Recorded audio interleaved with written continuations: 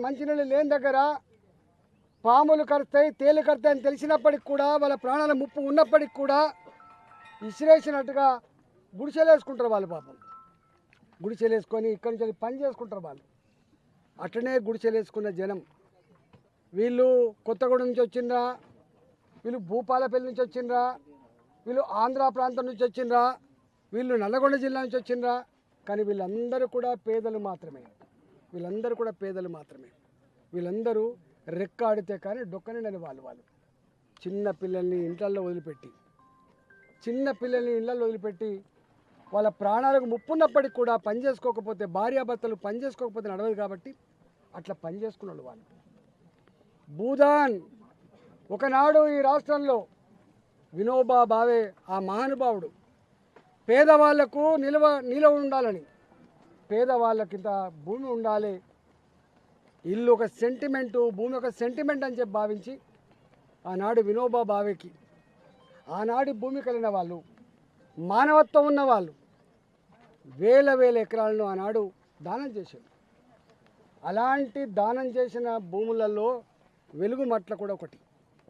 ఇక్కడ survey number 147, 148, 149 ఈ 3 survey నంబర్లలో 62 ఎకరాల 7 గుంటల భూమి, 62 ఎకరాల 7 గుంటల భూమి ఇది 2014లో గుడిసెలేసుకున్న నాటికి, ఇక్కడ పేద ప్రజలు అడ్డా పెట్టే నాటికి దీన్ని ఎవడు దేకటోడు కాదు. ఇవాళ అలాంటి భూములలో 2014 నుంచి వెళ్ళి 19 వరకు గుడిసెలేసుకొని రేకుల షెడ్లు వేసుకొని జీవిస్తున్న ప్రజలకు ఆనాటి ప్రభుత్వం కూడా, కేసీఆర్ ప్రభుత్వం కూడా ఈ భూమి మీద కన్నేసి కూల్చే ప్రయత్నం చేసింది.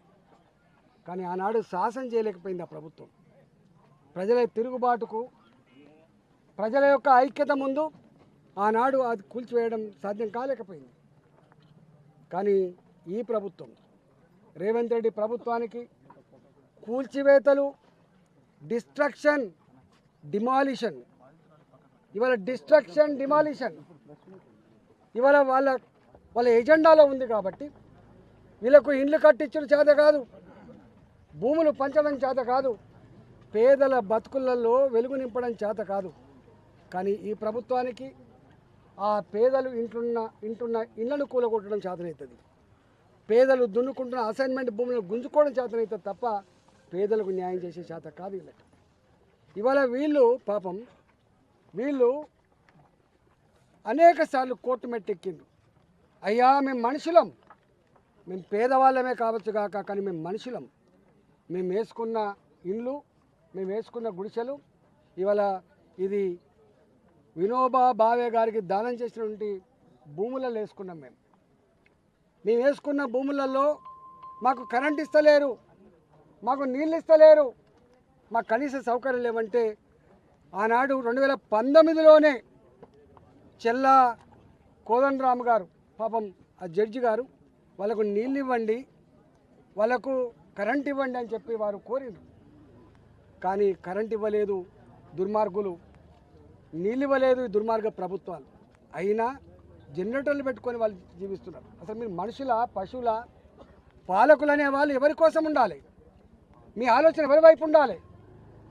ఇన్ని వేల మంది ఇక్కడ నివసిస్తున్నారు, మరి వీళ్ళకి నీళ్ళు అయితే ఇద్దాం, వీళ్ళకి కరెంట్ ఇద్దామంటే సోయి జ్ఞానం కూడా మీకు లేదు. ఇలా ఆనాటి ప్రభుత్వం అట్టే చేసింది, ఇలా ఈనాటి ప్రభుత్వం కూడా వచ్చి 2 సంవత్సరాలు దాటిపోయింది. నీళ్ళు ఇచ్చుడు కాదు, కరెంట్ ఇచ్చుడు కాదు, ఏకంగా గుడిసెలే కుప్పకూల్చింది. వాళ్ళ దొంగల్లాగా నేను అడుగుతా ఉన్నా, ఇవాళ ఏ కోర్టు మీకు ఆర్డర్ ఇచ్చింది? కోర్టు ఎక్కడ ఆర్డర్ ఇవ్వలే.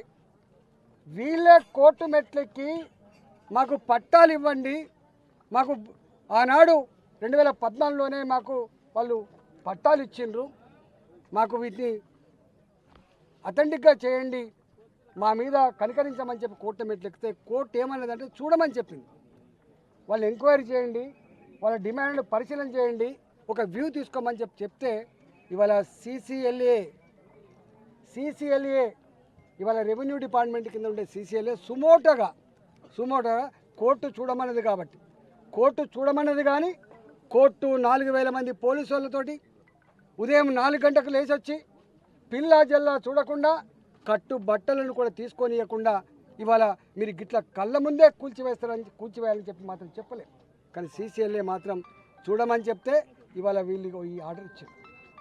ఇవాళ నేను అడుగుతా ఉన్నా, ఈ దుర్మార్గ ప్రభుత్వం మీకు దమ్ముంటే నేను సవాల్ చేస్తూ ఉన్నా, ఎన్ని భూములు అయితే ఇవాళ అసైన్మెంట్ భూములు ఉన్నాయో, ఎన్ని లక్షల ఎకరాలు అయితే ఇవాళ ఇనాం భూములు ఉన్నాయో, ఎన్ని లక్షల ఎకరాలు అయితే భూదాన్ భూములు ఉన్నాయో, ఇలా ఎవరి చేతిలో ఉన్నాయి లెక్క తీయగలిగే దమ్ము ధైర్యం నీకుందా అని చెప్పి అడుగుతా ఉన్నా.